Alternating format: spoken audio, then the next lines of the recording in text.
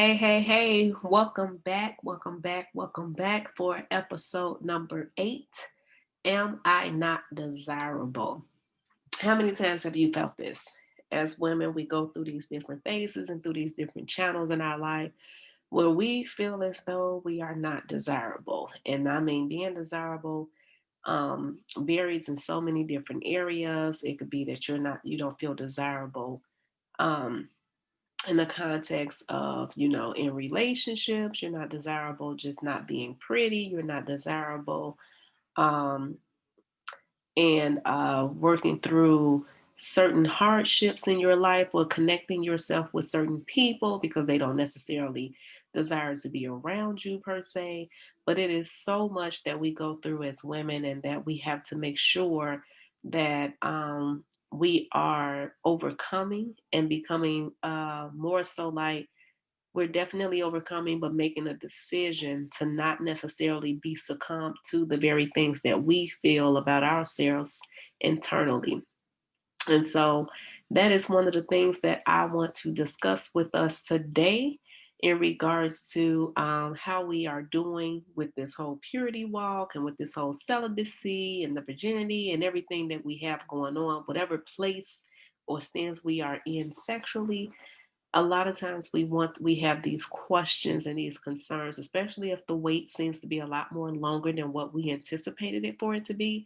But we have these questions internally where we try to see, or we ask ourselves, am I not desirable? Am I not pretty enough? Am I not wanted? Am I not um valuable? Am I not worthy? All those different things come up, and this is what we want to talk about and tackle today with this particular episode. So I'm excited to jump right into this one and to, bring you all up to speed in regards to, how do we look at certain things, and how do we channel and shift our perspective and our views and our demeanors, so that we can be the best version of ourselves that we can possibly be. And that while we're on this journey of wholeness and of purity and of sexual abstinence, or whatever it is that we're doing, or whatever it is that we're trying to grow and mature in, we're doing it properly, and we are enjoying the process and enjoying what we are. And so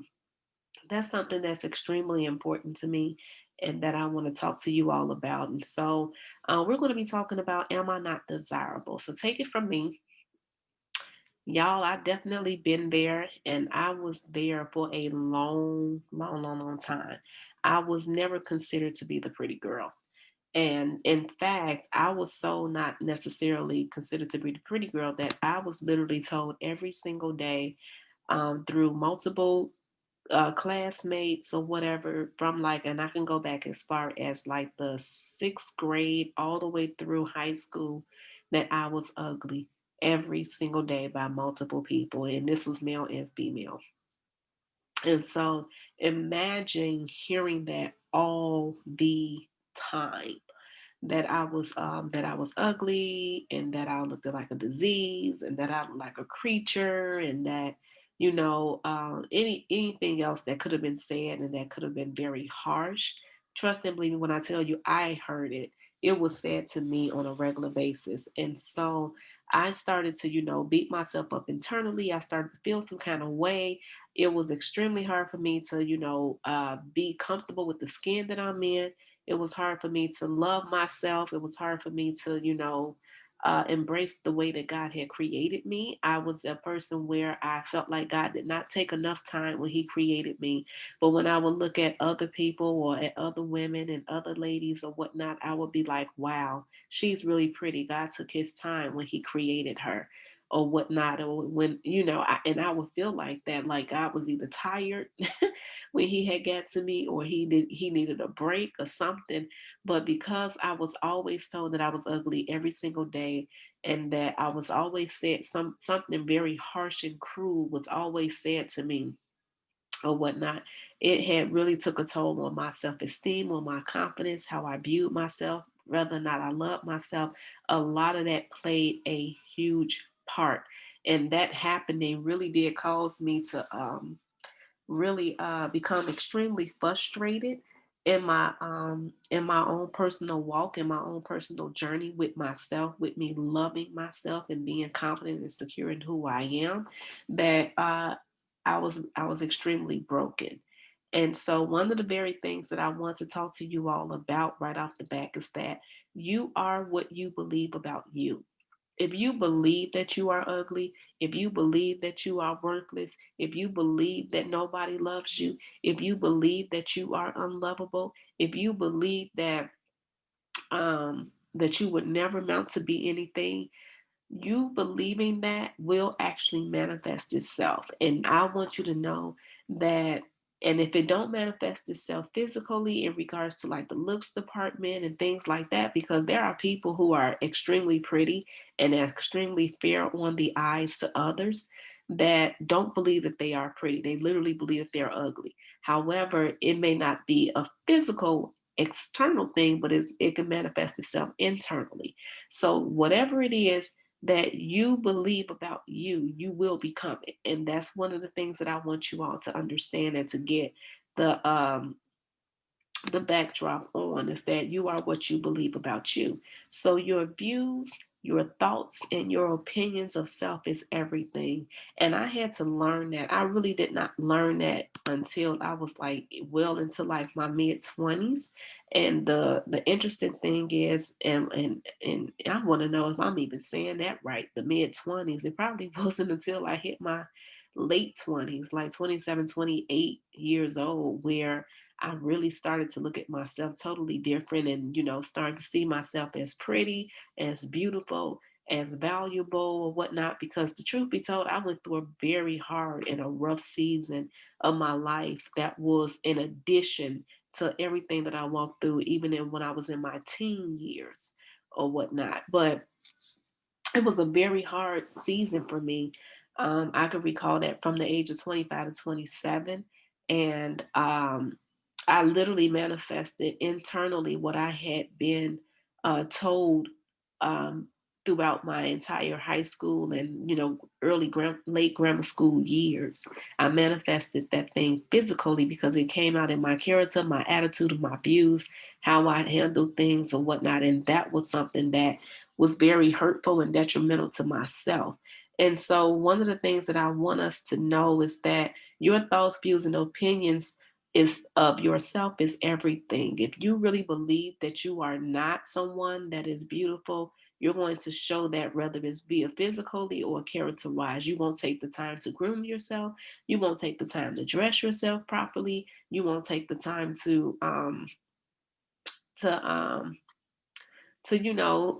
keep your hair done how you want to or how you desire to. And that was what it was with me. Even when I was in my teen years and in high school, like I used to always wear like these baggy jeans or just different baggy jeans or whatnot, not too much that showed my actual shape or whatever. But I always had on like this white hoodie or this white little throw on uh, yeah, it was like a hoodie basically or a sweatshirt or whatnot, because I just would not, dress myself because I kept hearing from so many people every single day that I was ugly. And that made me feel like it didn't matter how well I might have dressed myself or how well I might have put on some clothes, or, it wasn't going to change anything. My face was it. And if people were saying that my face is ugly, then there's nothing else that I can do about that. And that was how I felt. And so that had caused me to really, become so down on myself. And I literally believed those things. And so that was a very hard time for me. But I had to learn how to overcome that. And I didn't learn how to overcome that until I had hit my late 20s or whatnot. And then on top of that, the fact that I still even didn't, the fact that I didn't have a man in high school, in college, in my early 20s or whatnot, to me, it almost affirmed it. Like it was like it affirmed that I was not pretty, that I was not beautiful, that I was not fair to look at, because I wasn't getting the attention from men. I wasn't getting the attention that I desired to have from men. I didn't have a man that was asking me to take me out on dates or whatnot. And so that was very frustrating to me, to the fact that, heck, I had hit a place where I stopped looking for it. I had stopped desiring to have a relationship or whatever with the man, because I just felt like God had failed me. And so that was like something that I had to, go through or whatever. And we'll touch more on that in a minute, but I just want to transition to another thing that we have to, be careful with, because, like I'm stating, that you are what you believe about you, is that the harsh statements have a way of making us feel some kind of way. And that was pretty much what I was talking about in regards to how I felt, that the very things that were said to me must legit be true, because it's not.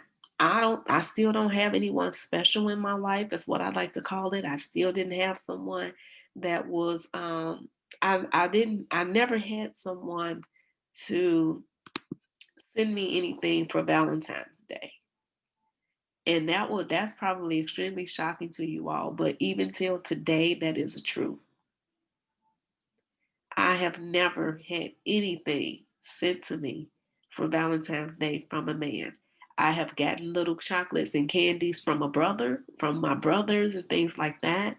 But in regards to a man outside of my brothers, outside of my father, that still has never happened. So to me, Valentine's Day is just another day, because it's something that I am used to not having. And so basically, the harsh statements or whatever could make us all feel some type of way. And if we're not okay with that, if we don't necessarily, and you don't have to be okay with the harsh statements, but you have to know how to overcome them, because they definitely can break your spirit. So one of the things that I want us to, learn how to do is to overcome the harsh statements that have been said. At the end of the day, the truth about my personal journey, I have learned how to overcome and to accept my truth and my reality about it. But I am not oblivious to what it is and what the reality is. Now, today I am indeed a totally different person than what I was 10 years ago, what I was 3 years ago, what I was 5 years ago. I am a totally different person, but I have learned how to endure and how to persevere and overcome. Do I still think that I'm ugly? Hell no. I'm just being 100. Hell to the no. I do not. Do I think that I'm undesirable? No, I do not. Do I think that I'm not worthy? Absolutely not. And I don't necessarily think that I'm not, that I'm still, that I'm ugly, for the simple fact that I do get the attention now from men. But I'm very cautious in regards to the type of attention that I entertain when it boils down to them. And we talked about this, I believe, in one of the episodes, where, not necessarily just settling and jumping at the first thing that comes around. Like, yes, I have my guy friend that I talked about, but he don't get me anything for Valentine's Day. And he don't have to, because I don't expect that from him, because guess what? This is just another day. We are just friends. We set that boundary. We said it, that we're just going to be friends. So I can't expect for him to do certain things for me when certain holidays roll around, that that he don't necessarily have to do anything for. I don't have to expect that. If he do it, it's out the kindness of his heart, and that's fine. But it's not a requirement, and I can't require it to be. So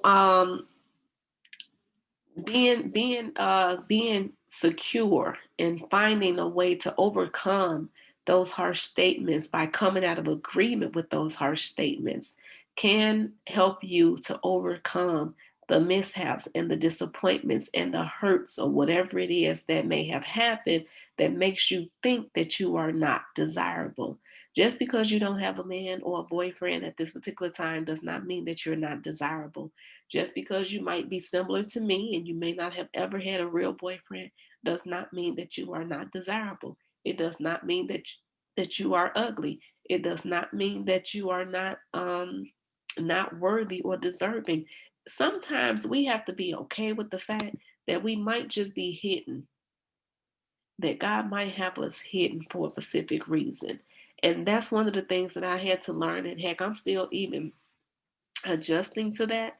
But sometimes some of us is being hidden for a specific reason, for someone special, or just because God wants to do something totally different with you.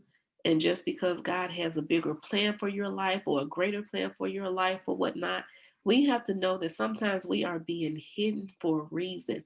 So just because you have never had a man or never had someone very special in your life, it does not necessarily mean that something is wrong with you physically. So, one of the things that I want you to do is when you're thinking about, when you have those thoughts about what you believe about anything negative or anything possible, because we were talking about what you believe about you, what you are, we were talking about, I'm sorry, I'm getting tongue twisted. You are what you believe about you. So that's what we were talking about. I want you to take some time to even think about the truth about me is what? What is your truth? The truth about me is what I just basically explained to you all.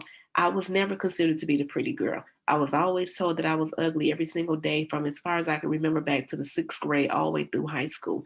I never had a boyfriend. I believed that I was ugly. I felt like God didn't spend time with enough time when He created me. I know what my truth is, but then once I started to know what my truth was and what I had experienced, I started to replace that because that then became a false truth for me. That was never the case. I started to change it and say, well, at the end of the day, God created me in His image.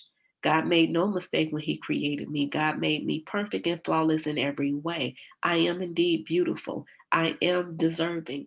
I am I'm pretty. My skin is perfect. I love my complexion. I started to change what I thought was a truth in the past, which was in the wrong perspective and which was all a lie, and I reverted it to what is my present truth today. So today, can't nobody come up to me and tell me that I'm ugly. Can't nobody come up to me and try to use me to their advantage because I know who I am and I'm confident and I'm secure in me. Another thing that I wanted us to look at is that don't reflect externally what you feel internally. I talked about when I had this real rough patch season in my life, and I was about the age of 25 through 27. It was literally 2 years nonstop, worst time of my life in the church. And what it was that I reflected externally what I felt internally. That means that I felt ugly. I was always told that I was ugly. And so my character was ugly, my attitude was ugly, the things that I said that came out of my mouth was ugly. It was always something. And I always felt like I had to fight. I always felt like I had to fight back or whatever. So for me, whatever dig I can come up with somebody in the church, baby, it was done. I had no problem with walking up to people in the church and saying whatever it is that I wanted to say because I wanted them to know what they done. And I wanted them to know that, baby, your skeletons ain't no better. So I know you ain't talking to me. I know you ain't saying one off the bam.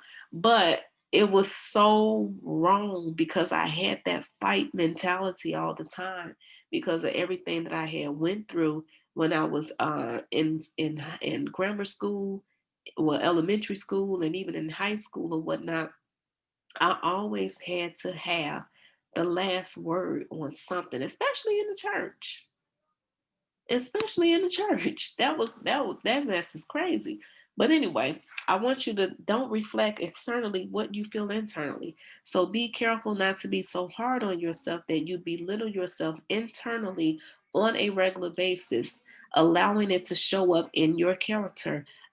What I kept feeling about myself manifested externally. I was literally bashing myself internally. So anytime when I went to someone and said something to somebody, whether I felt like I was defending myself, I did it in such a way where it really wasn't a representation of them or how I really felt about them. It was more so a representation of how I really felt about myself.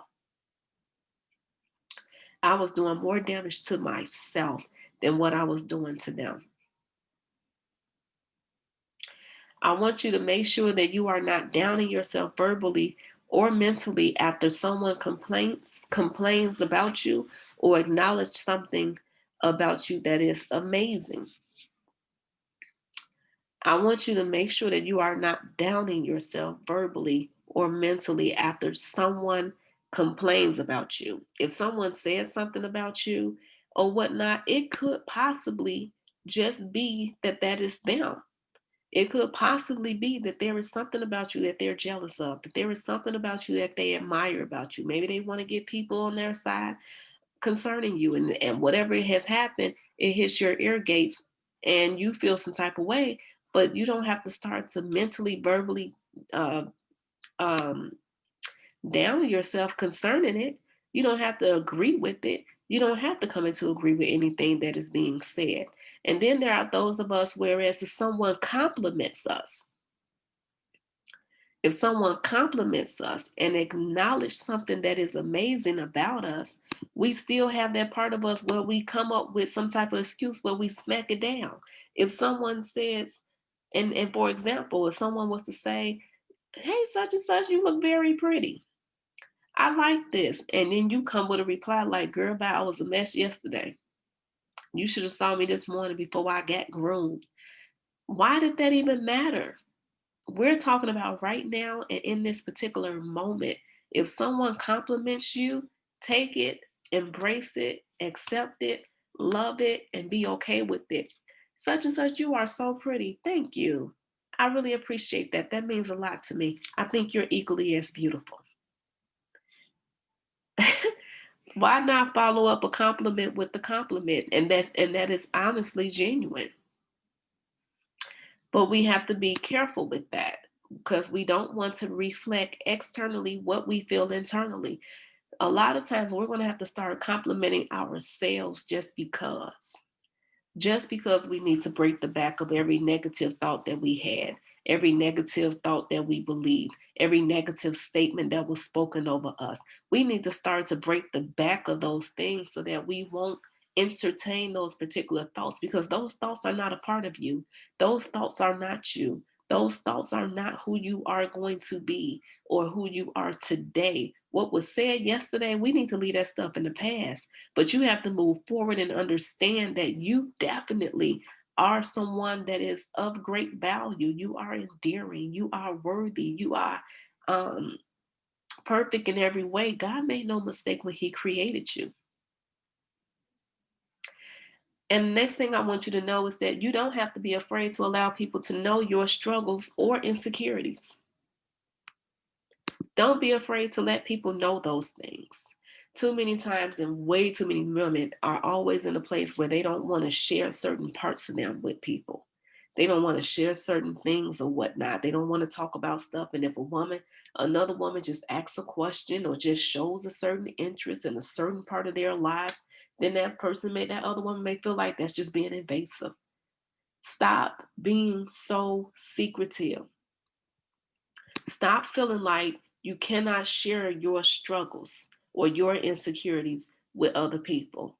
You are robbing other people and you are robbing yourself of being able to encourage them and to help build them up, just like you're robbing other people to be able to help encourage you and to build you up.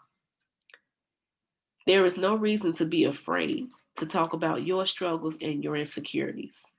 I talk about mass on this podcast, and I'm going to be talking about mass on some other things as well. And I'm going to be going into raw, deep, in depth details because I don't want to be someone that's not necessarily being honest with myself. What was one of the things that I talked about to you all before I even started this podcast? I said one of the things that I want to position and posture myself on is being authentic in every area of my life. I said I will not live in a lie. And I mean that. I will not live in a lie.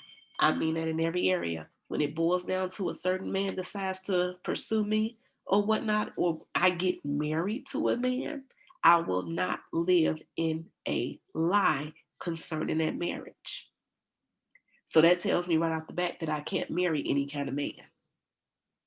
I just can't. I just can't. So, another thing that I wanted to talk about, because we just wrapped up the part about don't reflect externally what you feel internally, but one of the things I want us to really understand is comfort and security is established within you. Comfort and security is established within you. Here's the deal: nobody can give you comfort and security but you and God. That's just the truth of the matter. You get your security from God, you get your comfort from God, and you accept and embrace it because you know that God cares. You know that He did not make a mistake.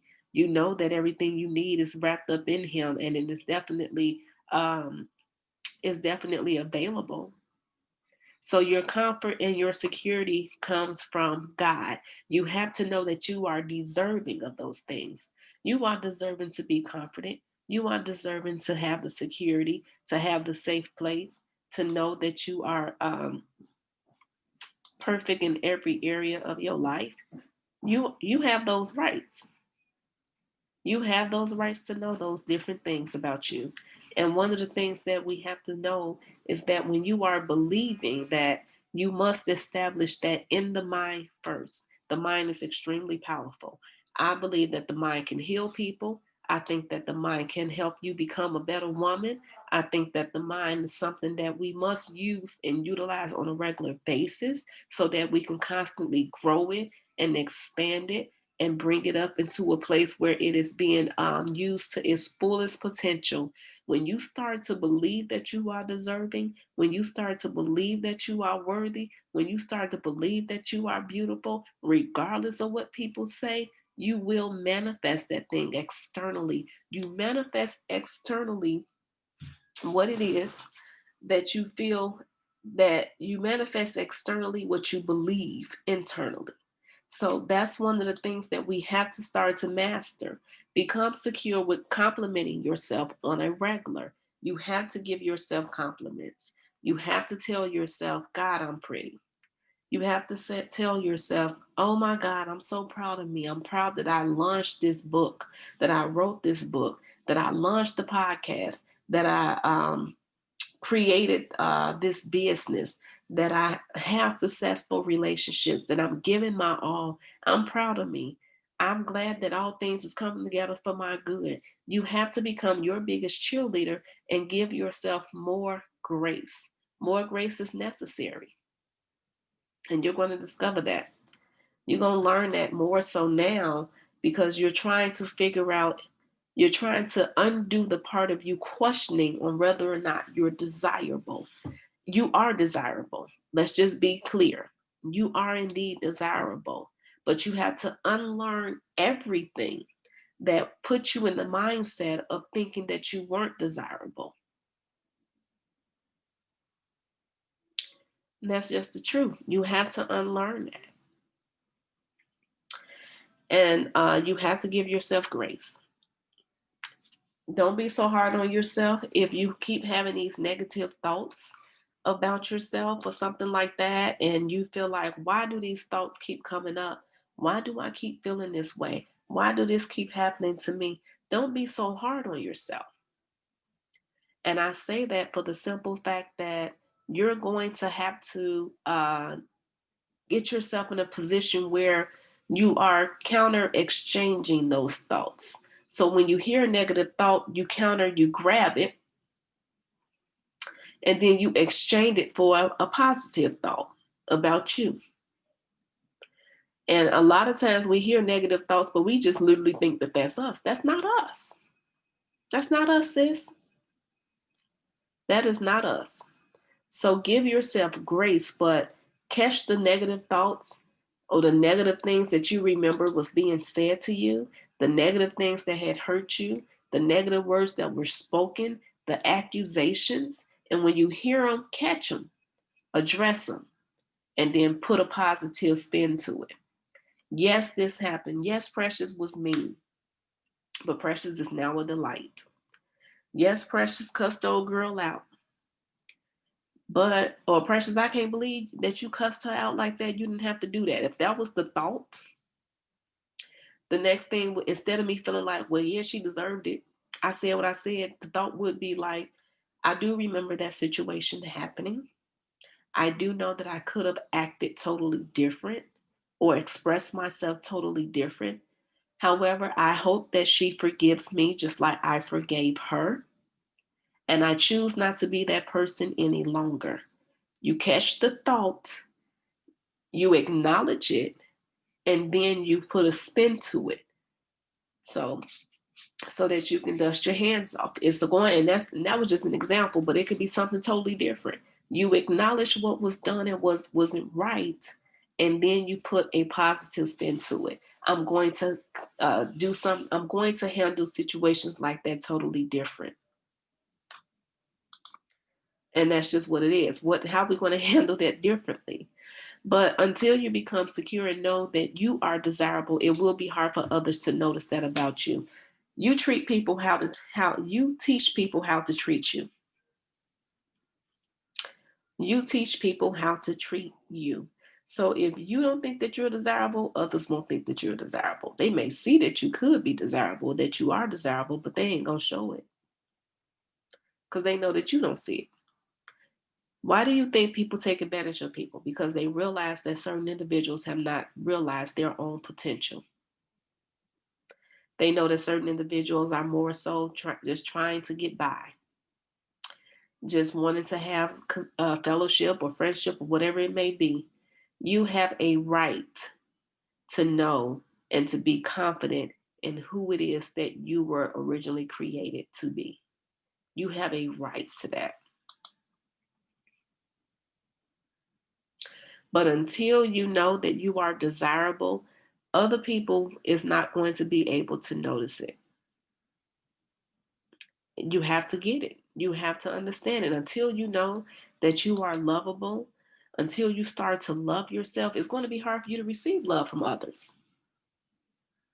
You can't receive love from others. You can't even give love to others if you don't even know love yourself first. And even if you do give love to others, because we do have people that we genuinely do love, but at the same time, it's based upon conditions because we don't love ourselves. So we can't give something out authentically if we don't love ourselves. It's going to be based upon conditions and it's going to be based upon how you view yourself. Because, yeah, I might love this person and yeah, I support this person. But if they do something that reminds me of me or that I haven't gotten straight with myself first in regards to how I view and feel about myself, the moment they do it, my love for them is going to be superficial. I'm sorry, artificial. It's not going to be consistent. It's going to be based upon deeds. It's going to be based upon what they do. It's going to be based upon how well they do it. And that's not how it should be. So that's one of the things that I wanted to point out to you all. And in order to find confidence, security, if I was you, I would definitely, find scriptures or quotes or things like that that will help strengthen your views about you. There are things that God has literally spoken about us. He has called us friend. He don't look at us as servants. He calls us friends. God calls you beautiful. He says you were fearfully and wonderfully made. God tells us, He gives us instructions to think on things that are lovely, that are just, that are pure, that are of good report, that have virtue. He tells us how to think and how to groom and how to condition our minds. And He's telling us those things with great reason. God said that you are made in the image and in the likeness of Him. If God is perfect and if He is flawless and if He is wonderful in all of His ways, why can't you be? Why aren't you?